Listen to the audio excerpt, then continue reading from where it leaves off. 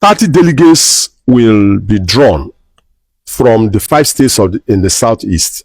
That's 150 delegates. Okay. 150. 30 delegates each. Each will come with 30 delegates each. That's 150 delegates.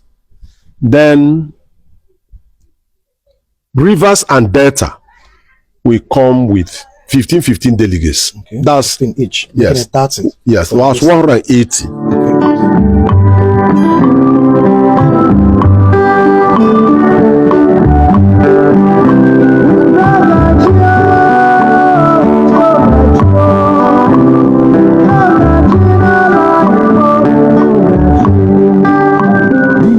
I'm ready for a contest. I'm ready to submit myself and subject myself to screening, which is a condition precedent for any candidate to emerge. But the electoral umpire must notice with the fear of God and respect for Constitution. Fear of God and respect for the Constitution. They must be transparent. The election must be conducted in a manner that its outcome will be credible and acceptable to Ndi IGBO. Okay, Barrister, I will have to come in here because on the platform, a lot of Ndi IGBO, especially the youths, are very, very keen about and also hopeful about this election, the Ohaneze Ndi IGBO President General's election, and also other elective positions. And they want to know how are these elections conducted? The 30 delegates will be drawn from the 5 states in the southeast. That's 150 delegates. Okay. 150. 30 delegates each. Each will come with 30 delegates each. That's 150 delegates. Then Rivers and Delta will come with 15 delegates. Okay. That's 15 each. Yes. 30. Yes. That's 180. Okay. Affiliate groups, interest groups will be allotted delegates based on their capacities and commitment to Ohaneze. So at the end of the day, we are looking at about 250 delegates that will come to this election to vote. Where will it be held? There is no constitutional provision that the election must be held at the headquarters, that's Enugu. Last 4 years, 3 years, 2021, it was held at Owerri. Okay. When Joe Yuruku was elected, it was held at Concord Hotel. Okay. When Chief Nyawood was elected, it was held at Enugu. Okay. So there is no thing that says the election must take place in a particular place. Okay. The election can take place anywhere considered convenient and safe. Okay. Does it require an open ballot? What happened in 2021 that led to almost all the other presidential candidates addressing the press and pulling out? In Imo State, you had more than about 4 or 5 presidential candidates. You have the late Ambassador George Obiozo, respected man of character and honor. You had Dr. Joe Ogu, who served in Ndi IGBO as former Secretary General 2013 to 2017, obtained a PhD from Cambridge University, lectured estate management at the University of Nigeria, Soka, highly respected former Commissioner of Works in Imo State. You had Professor Chidi Osuago, professor at the Federal University of Technology, Owerri. You have Chris Asoloka, former Commissioner of Finance, and many others. So it was, people were interested. But unfortunately, they came up with open ballots where the candidates was meant to stand or sit, and delegates queued behind him. Okay. And then people complained that compromised the process, because it means that if I vote against you and you win, I'm your enemy. Exactly. The whole essence of election is to protect the anonymity of voters. The man who, if I vote against you, and that's according to the dictate of my conscience, nothing should happen to me when you come to office. Yes. And that is why secret ballot is the best, so that you don't know who voted against you and who voted for you. And of course, the governors were equally present, and people do jobs, are looking for jobs. The governors are very powerful. Yes. So the entire process was not transparent. It was not free from intimidation and harassment, particularly mental, emotional, and psychological harassment. So it compromised the process to some extent. Okay. So now, are we, well, this coming election, are we hopeful that the mistakes of the past will be corrected? Like, if they will now turn to a secret ballot? Of course, the essence of life is to improve on whatever that happened in the past, and people say, look, it's not very good. So you have to come up with ways and means of improving upon them to now satisfy the needs of the people. I believe, and I'm calling on Ndi IGBO to demand that the process should be through secret ballot. Thank you. Secret ballot.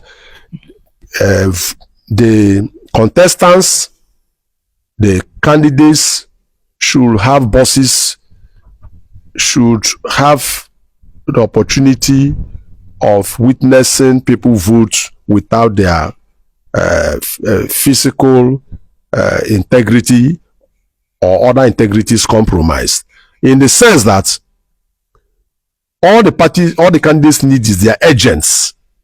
All the candidates need is their agents to be present, and then they vote, they count the votes. In fact, I must give it to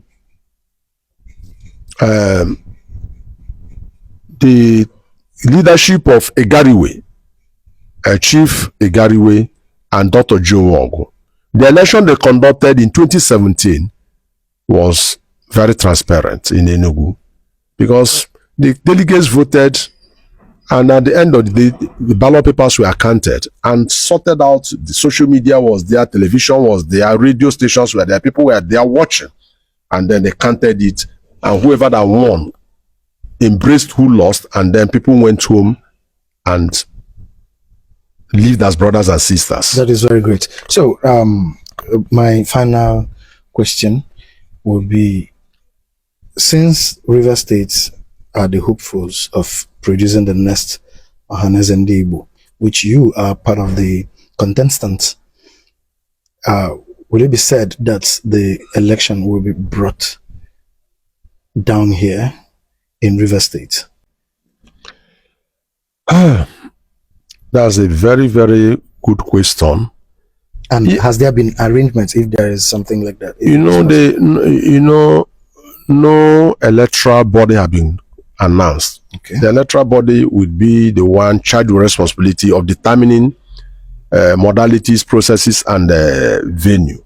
But the only thing that we know is that the election must take place on the 9th or on the 10th, because by 12 midnight on the 9th of January, the tenure of the incumbent, the present executive neck will end. On the midnight, 12 midnight, 9th of January, it must end. Just like we know the day you took oath of office as governor, we know when you leave office as governor of the state.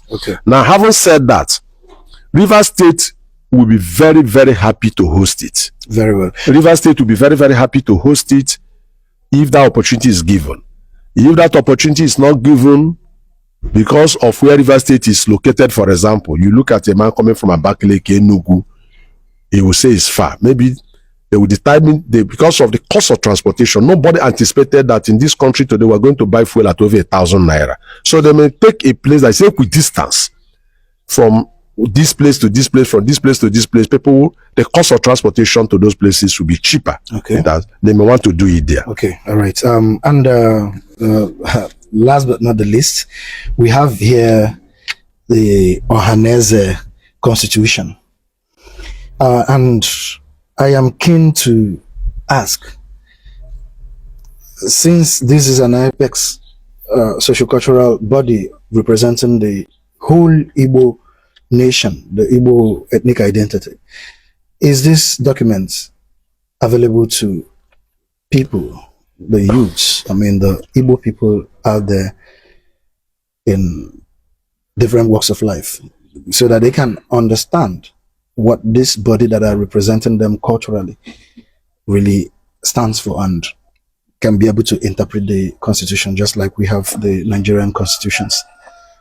I must confess that, because it's good to be truthful at this time, one of the things that need to be done is that the Ohaneze Constitution should be printed in hundreds of thousands copies and sold at very cheap price, so that people can access the Constitution and people will read the Constitution.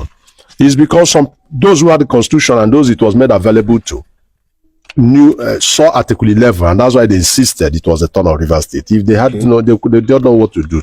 Having said that, by the grace of God, if I'm elected, one of the things we need to do is to ensure that the Constitution is printed and then people have access to it. 2, the Constitution need to be amended. Okay. In the sense that I'll be visiting Benue and Ebanke in Edo. We must make provision for them to come into Ohaneze, not only as observers, but to participate in the sense that they will be given the right to vote and then the right to hold offices. If we all agree there are indigenous autochthonous Igbos in Benue, in Edo, in Akwa Ibom and Cross River, they need to come into Ohaneze. The John National Congress have the Jaws in Ondo, the Arobo Ijos, the Jaws in Edo, the Jaws in Bayelsa, the Jaws in Delta, Rivers and Akwa Ibom, all participating in the general elections and holding offices in the neck of the INC. And that's what we need to do at this point in time. You can't say there are autochthonous indigenous Igbos in these places and they are not participating in Ohaneze. It is not fair, and that need to be. And of course, to do it, there must be a constitutional amendment. Okay. You need to do. And other things need to be considered in while we're discussing, while we'll embark on that journey to amend the Constitution. Nobody has monopoly of knowledge or wisdom. The Igbos at home and in the diaspora will make input for us to have a constitution that will be generally acceptable to everybody, for the betterment of our people now and in the future. Thank you. Thank you, Barrister. Thank you. This is Barrister Uche Okuku Dim, the Ele man from Ikwere local government area, who has over the time reiterated and asserted the Igbo-ness of the Ikwere people. And we here as Ndi IGBO, and also as the leader of the Unify Igbos Now movement, where we have traveled in all breadth and corner of Ali Igbo, preaching the message of hope, peace, and unity among our people to come together. And I hope that him or any candidate who is coming, who is aspiring to occupy this exalted position, will look into and make and take as a high priority the unity of Ndi IGBO. And we pray for the entire Igbo nation to be prosperous, to be loving and peaceful. May God help us. Thank you.